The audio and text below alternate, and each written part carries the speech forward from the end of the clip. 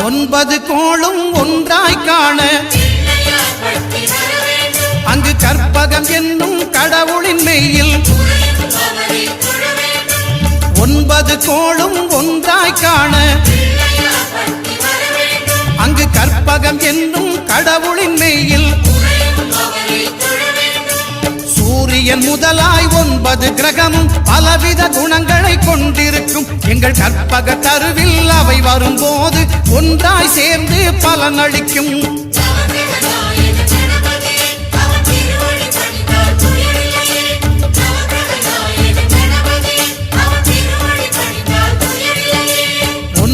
கோளும் ஒன்றாய் காண